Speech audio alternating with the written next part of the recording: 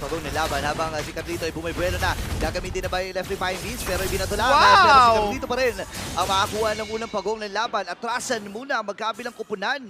Yung dispersion rotation. Kirk ay narito rin. Medyo malayo pa si King Kong. Aabot naman siya. Kalahati yung buhay ng pagong. And this time ay papasok rin with the Absence of the Guardian para mapigilan pero hindi na mapipigilan. Yung pag-vertical dito ni King Kong with the retribution. Sabay iska po. Retribution kay Diversion Carlos. play mula dito sa side. That push! Naku, nagkasalubong kagad. Hindi na nila binigyan ng pagkakataon na makasapak pa at makawasiwas pa ng mga espada. Guguluhan lang po ako sa mga pub mat. Ayan na.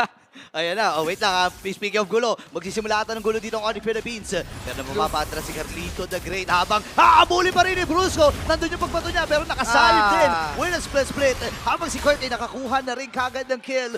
First blood against the young goal. Yun, Carl TZ and King Kong yun nasa tuktok kaya mas madami yung gold na nakukuha nila. Uy, grabe, pumasok si Kurt dito pero mali ata na papasukan liga. Kasi pinag-normal hito dito gamit na liga yung ultimate ng edit ito. Habang pasok din, itong si JP na untugan, itong si Kirk.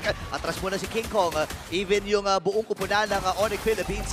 At naka-ready pa rin sila. 4v4 na magiging laban. Pasok si Carlito, nagamit yung Electrifying Beats. Pero ready pa rin yung taunt mula dito kay JP. Tinamaan lang ng mga pokes mula kay Sanford. Pero hindi nila Yung Lord. Ayan na, Abit of the Guardian nagamit. Pero naiwasan! Naiwasan ni King Kong yung ultimate na yun habang si JP ay nandun pa rin. Pero mamamatay na kagad si Bruce Lee. Super Kirk ang magiging next. Andito na si Oheb. Binabaril-baril lamang yung mga miyembro dito ng Onyx Philippines. JP nag-aabang pa rin.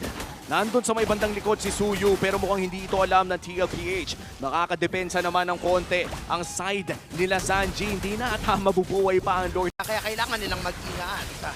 Boy, speaking of pag-iingat, hindi ata maiingatan! Itong si Sanford habang ibinato rin papunta sa likuran. Oh no! Ito naman si Carlito the Great habang retribution ay hindi kakagat dahil si Kirk na Oheb! tatlo, magiging apat at magiging lima ang agang wipeout nito.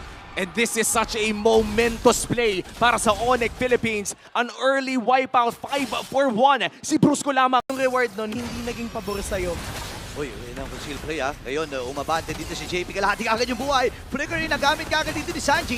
Ngayon, ready na dito ang Team Liquid Philippines. Kirk ay nagamit na dito yung flicker. Habang si Keller sa likod, kailangan niya gamitin yung heavy crossbow niya. Brusco! Ngayon, nakasanib. At si Bruce ay mamamatay. Ito na yung pagsugod ng Cavalry. Unti-unti pinapatumba. Oh, Hebay nakakuha ng kill. May diversion play pa sila dito. Makakatakas si Sumakit. Kalahati kagad yung buhay ni Super Friends. Andito na si Keller to the rescue pero hindi nila mapipigilan yung pagbasag. Nagtore dun sa may bandang itaas. Ngayon, gitna naman ang nagiging mata or minam ng Rondo.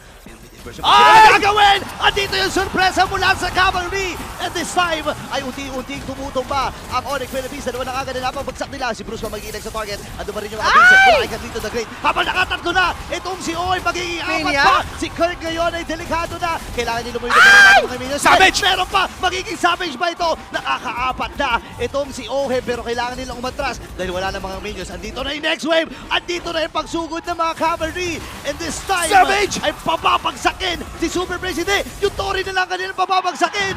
At tagumpay para sa Cavalry. Hindi na kinailangan pa yung Savage. Oh,